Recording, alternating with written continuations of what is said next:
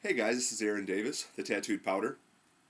The Tattooed Preacher. And as you can tell, I've shaved my head in the middle of winter, not thinking of the repercussions of having a completely pigment free head without having any sun on it for the last 6 months or so.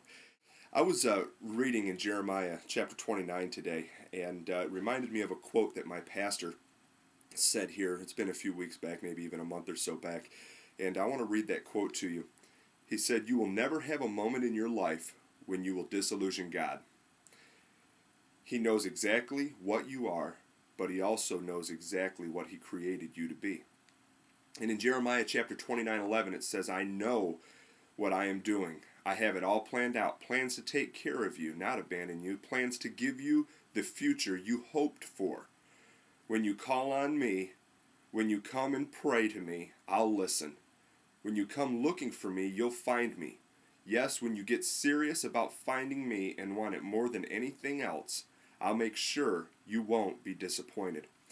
And I really liked the verses in the Message Bible, which is where I read it from today. You know, there's another scripture that says that where God says that before I even formed you in your mother's womb, I knew who you were. I had plans for you. And as I was thinking about these things, I started thinking about people and experiences and history and life. And, a lot of times the things that we are based on what we have been in the past or the things that we have done in the past or experiences that have taken place. I know that there are situations in my life through my adolescence and such that related directly back to things that happened in my childhood. And so as a result, I had a lot of questions growing up, and I had problems, I think, that related back to these instances with confusion and frustration and not understanding really who I was. And all of those things took place because of things that had happened. But the fact is, God has a perfect plan for our lives. And I like the scripture where it says, "When you come looking for me, you'll find me. When you get serious about finding me and want it more than anything else, I'll make sure you won't be disappointed." And I think that's where a lot of people are at right now. A lot of people are questioning things about God.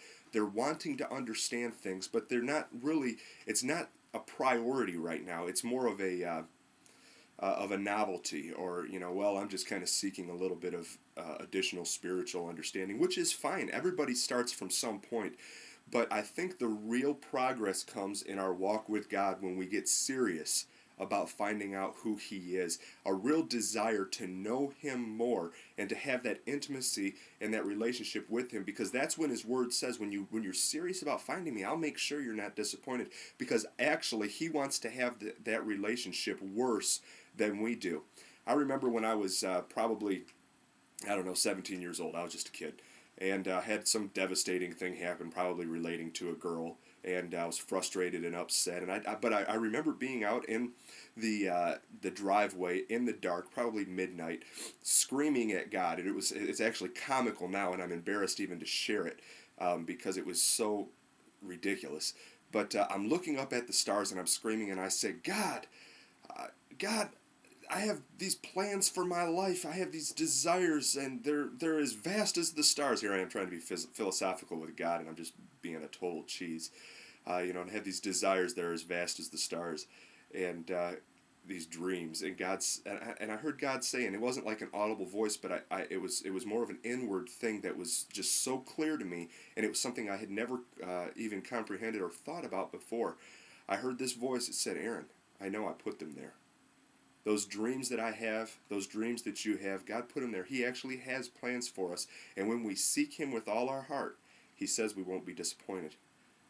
Guys, I hope that you're getting something from these blogs. I hope these things are challenging you. I hope that this challenges you to actually seek God on a deeper level than you ever have before, because those plans that you have for your life, those desires that you have for your life to accomplish things, those dreams, well, God has dreams for you too, and more than likely the things that he's put a passion in you about are related directly to his plan. And if you want to see success in your life, then we're going to need to seek God in such a way that his blessings go before us and our footsteps are ordered of him, and we ultimately accomplish exactly what his desires for our life are, which are probably the best for us. I believe that they are. Guys, I love you. I'm looking forward to hearing great things from you in your testimonies and in your letters to me. And as always, if you can dig it, say word.